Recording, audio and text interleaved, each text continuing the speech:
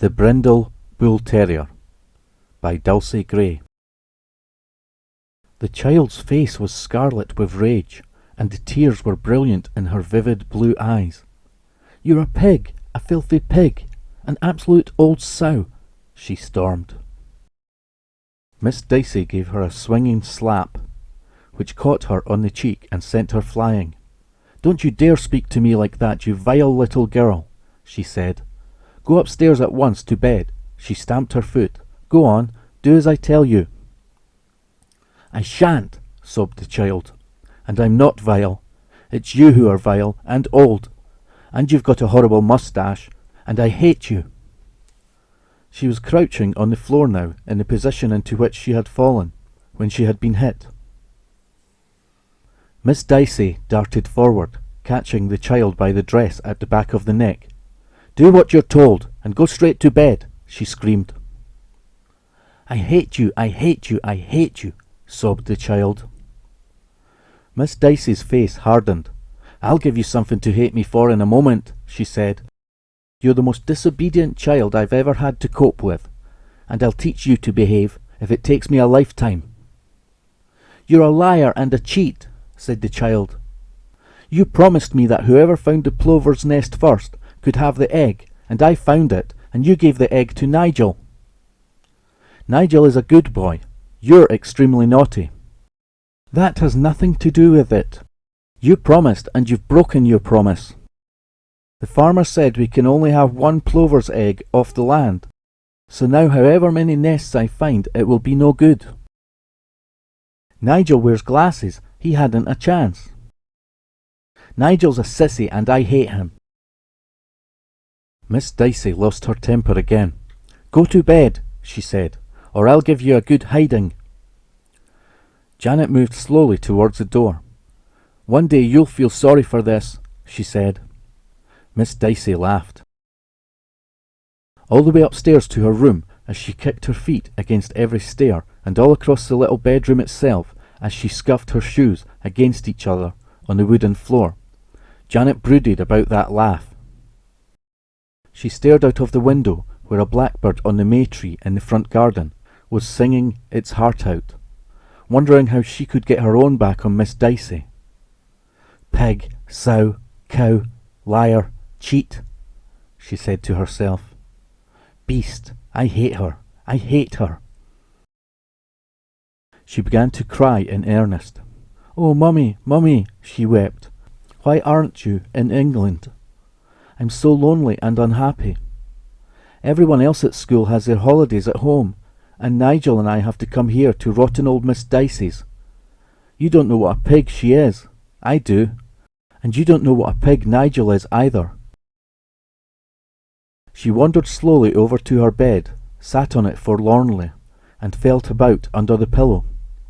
Yes, it was there, her favourite possession in the world. A book called Misunderstood. It was all about a little boy whose brother was always loved best, and who, when his brother behaved badly and finally fell into a pond, dived in and saved him, and died, surrounded at last by the love and understanding he had craved so passionately, a hero. Janet had identified herself with the little boy. She took the book with her everywhere, and read it constantly. Janet and Nigel were stepbrother and sister. Their parents, Janet's mother and stepfather, were abroad.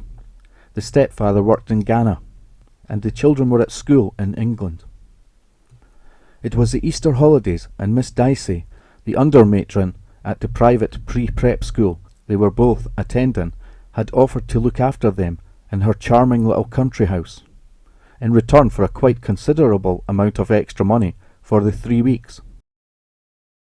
Miss Dicey loved Nigel, but had no use for Janet, who in turn disliked her, and was always very naughty with her.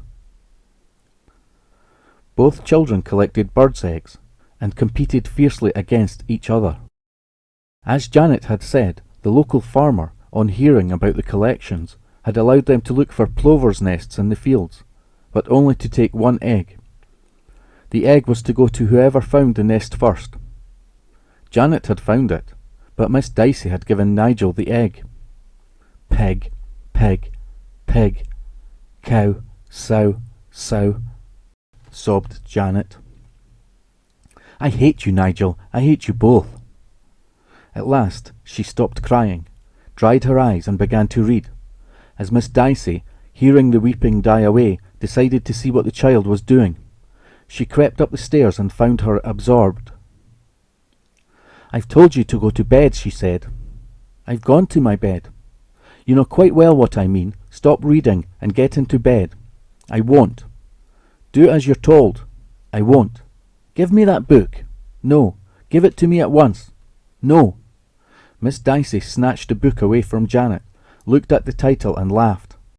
Well, really, she exclaimed, of all the mawkish, sentimental titles. Misunderstood, indeed. I suppose you think you're misunderstood. That's my book. Give it back. I'm going to confiscate it.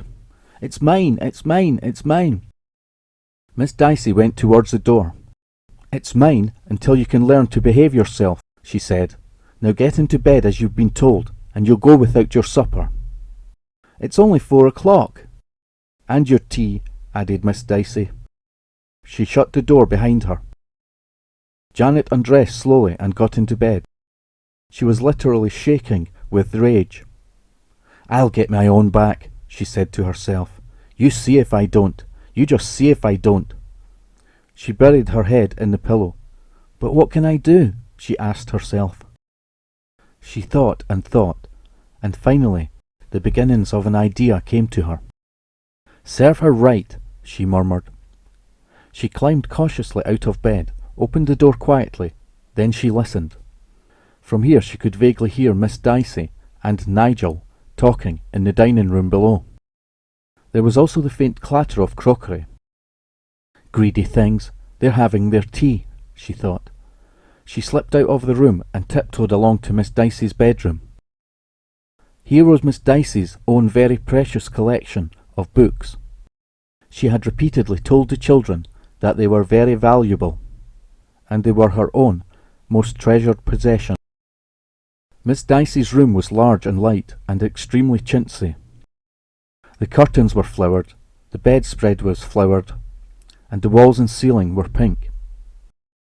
There was a pink ruched lampshade for the bedside table, and 2 pink shaded lamps on the dressing table. The dressing table itself was kidney-shaped, with a flowered chintzy frill, and a glass top, on which stood an array of cosmetic jars, a silver-backed hairbrush and comb, 2 silver-backed clothes brushes, and a silver-backed hand mirror. There were also 2 photograph frames.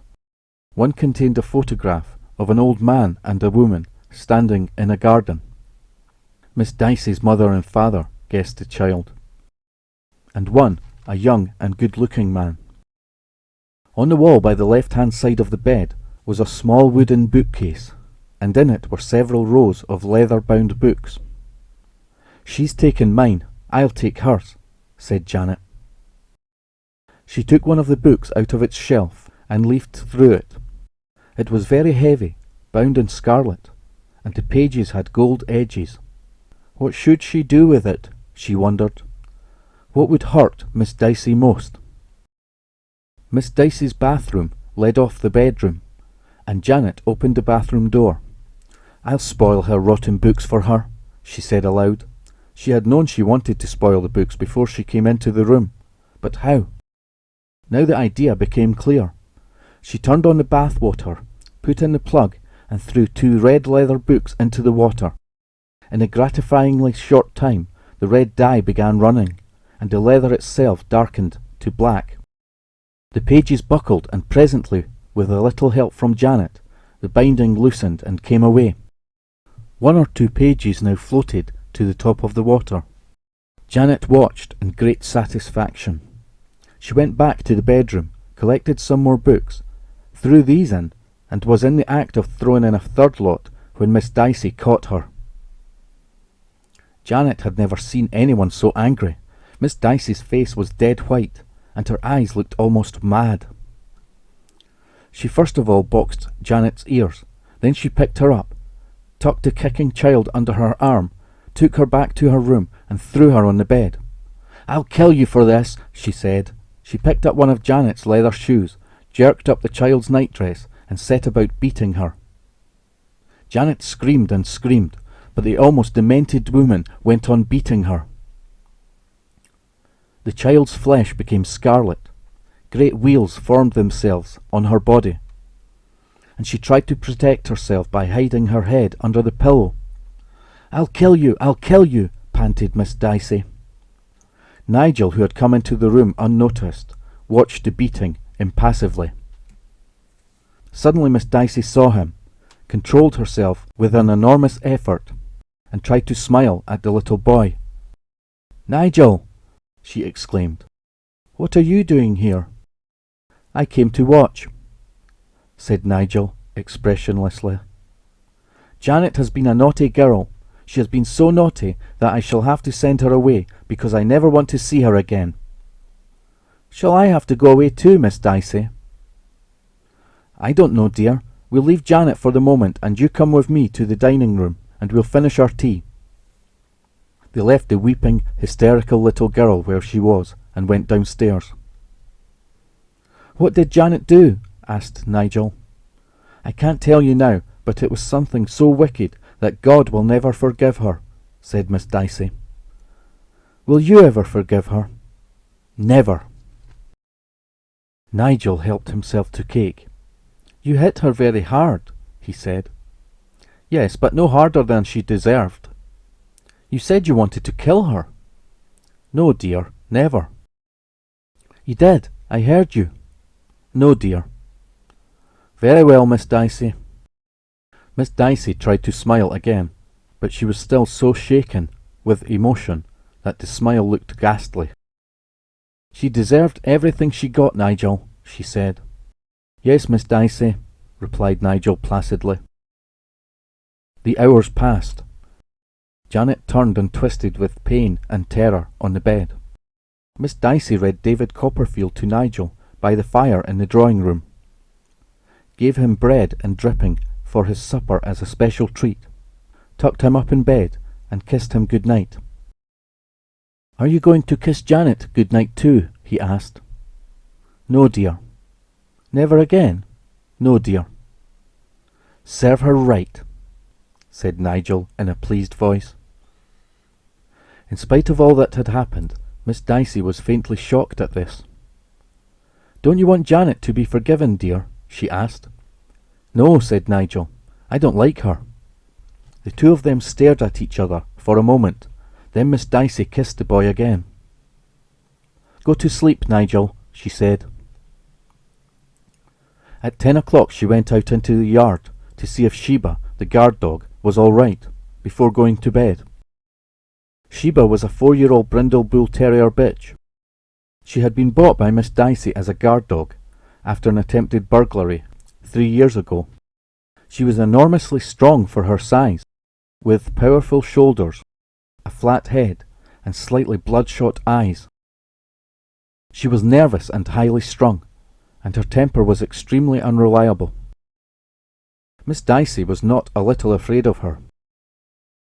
When she had first arrived at Miss Dicey's house, Miss Dicey, who had thought she loved all dogs, had allowed her into the house during the day, but the dog had a curious habit that had made her quite unsuitable as a house dog. She used to stare at Miss Dicey until Miss Dicey found herself forced to stare back. Then she would growl viciously. Once or twice she had even flown at her when Miss Dicey had moved too suddenly, or when the dog had been frightened by a sudden sound. So now she was kept in a kennel in the yard on a chain. The only time she ever showed any sign of pleasure or affection was when Miss Dicey brought her food at midday. Tonight, as Miss Dicey came near her, Sheba bared her teeth and growled. "Good night, Sheba," said Miss Dicey firmly. Sheba stared at her from the kennel, her eyes glistening. Miss Dicey closed the back door and bolted it. She then turned off all the lights downstairs, went upstairs into Nigel's room, saw that he was asleep, crept to Janet's room, heard no sound, and went to her own room and to bed. At 3 o'clock she awoke with a start, and heard the sound of floorboards creaking. She sat up in bed, felt for her dressing gown, felt her way to the door and opened it. Dimly silhouetted in the moonlight, she saw Janet creeping down the stairs, carrying a suitcase. She snapped on the light. "Janet!" she called. "What do you think you're doing?" Janet ran on down the stairs. "Janet, come here! Come back at once!" The child went on down the stairs, and now Miss Dicey noticed she was lame. She ran after her and caught up with her in the hall. "Where are you going?" "I'm leaving here," said Janet. "I'm not staying here another minute." "Go back to bed." "No." "Where do you think you could go at this time of night?" "I shall go to the police station and show them my bruises," said Janet. Miss Dicey was frightened, and because she was frightened, she became angry again. "You were a naughty girl, and you had to be punished." "I think you're a bit mad, Miss Dicey," said the little girl. The woman and child faced each other. Both were angry, both were frightened. Each hated the other completely. Miss Dicey swooped on Janet a second time, hauled her screaming to the bedroom, hurled her inside and locked the door. Janet beat against the door, kicked against it, and continued screaming. "Scream away!" shouted Miss Dicey. "No one can hear you know." She went downstairs and gave herself a brandy. "Little bitch!" she exclaimed viciously. "Little bitch! How dare she!" But she knew now that she was in trouble. If Janet managed to escape and get to the police station with those bruises all over her, Miss Dicey could be in for a bad time. She sat, shivering, in front of the electric fire, wondering how to save herself. She'd have to keep Janet a prisoner, of course. That was vital, unless, perhaps she could stage an accident. But what kind of accident? Half an hour later, Miss Dicey went out to Sheba with 2 large lumps of raw meat in her hand. "Good girl, Sheba, good girl," she called softly. She gave Sheba 1 lump, undid the chain, and led the surprised and sleepy dog into the house and up the stairs. Sheba made no protest. At Janet's door, Miss Dicey said, "Good dog," again, unlocked the door, threw in the second piece of meat, and shut the dog in with the little girl. She heard Janet gasp with fear as the dog bounded into the room. Later that night she heard a wild scream, a terrible growl, and then all was silent. The next morning, when Nigel was eating his breakfast, Miss Dicey began talking to him. "Nigel," she said, "I have something very terrible to tell you." Nigel looked at her without speaking, a large piece of bacon suspended on his fork halfway to his mouth. "Did you hear anything during the night?" "What sort of thing, Miss Dicey?" "Any kind of noise?" "I may have done. Why?" "A dreadful, dreadful thing has happened to her. You remember that I had to punish Janet yesterday?" "Yes, Miss Dicey." "I'm afraid Janet didn't take the punishment very well, and I suppose, with some dreadful sort of wish for revenge, she went and let Sheba out of the yard." "Did she, Miss Dicey?" "Yes, and she took her to her room. And you know what I told you about Sheba's nerves, and how she gets vicious if you stare at her, which is why she's never allowed in the house?" "Yes, Miss Dicey." "I suppose Janet remembered too, and I suppose she must have thought she'd let the dog loose on me or something. Anyway, she must have frightened Sheba herself, and Sheba went for her and killed her." "Killed her?" asked Nigel blankly. "Yes, poor little Janet is dead." "And where's Sheba now?" "Still in the room. She'll have to be destroyed, of course." "Poor Sheba." Again, as she had been the evening before, Miss Dicey was shocked at Nigel's attitude.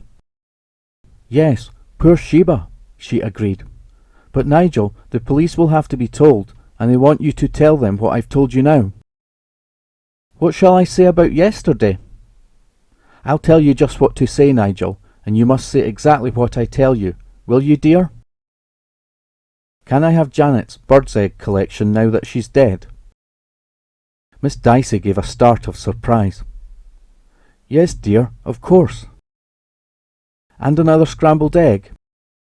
Of course, have mine. I'm not hungry. There was a long silence. Then Nigel said, We're going to have to do quite a lot of thinking about those bruises, aren't we? Miss Dicey felt her heart leap. What do you mean? She asked. Her mouth had gone dry. Of course, I'm only 11, but I'm not a fool, said Nigel. And just as a start, could I have some extra pocket money this week?